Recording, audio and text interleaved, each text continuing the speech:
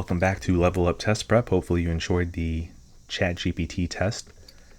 And today we're going to be working on an essay. If you are a student, you will most likely be asked to write an essay about the American Revolution, but the American Revolution has way too many facts embedded in it.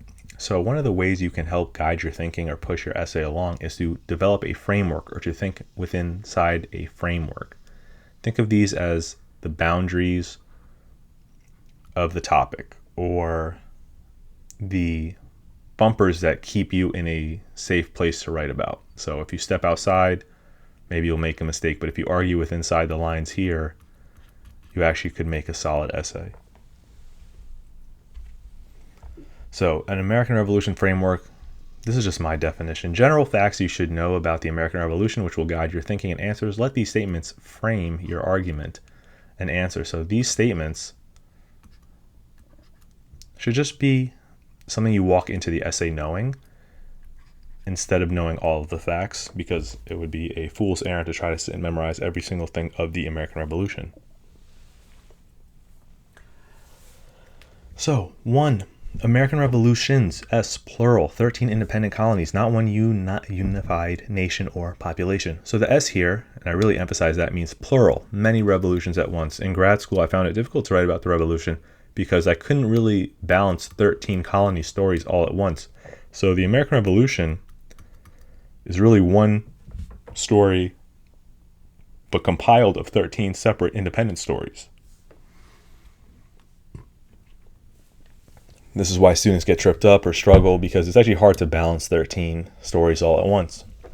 So if you want to impress your teacher or your scorer, just remember that there's 13 independent colonies, all responding to the British rule differently. Some felt more targeted. Britain issued laws for New York and Massachusetts that they simply did not do for South Carolina.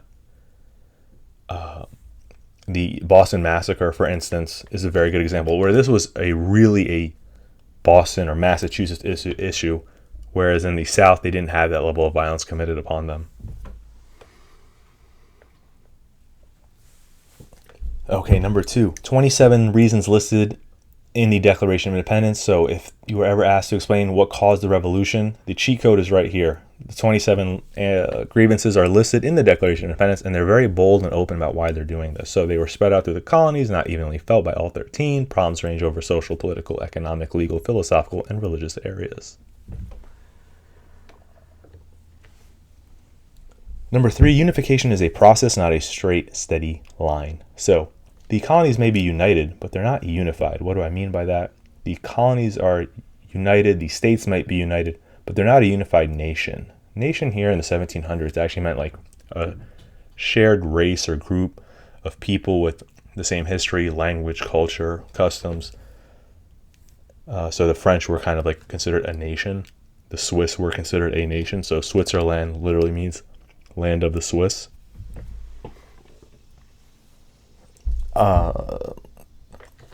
So they may be united in joining forces, but the culture isn't fully integrated, the customs aren't fully integrated, the system politically is not fully integrated. Colonists began as British subjects calling for reform, but became American during the Revolution. So this calls back to how they were really British colonists in America, and then they will one day become fully American.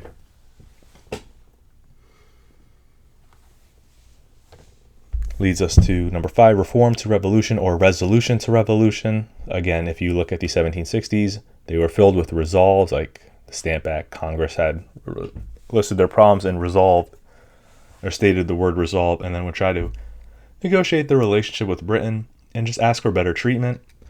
But over time, it'll escalate. If you look at the ChatGPT test that I took, question 1, I gave out a nice chart for that to explain the reform to revolution experience.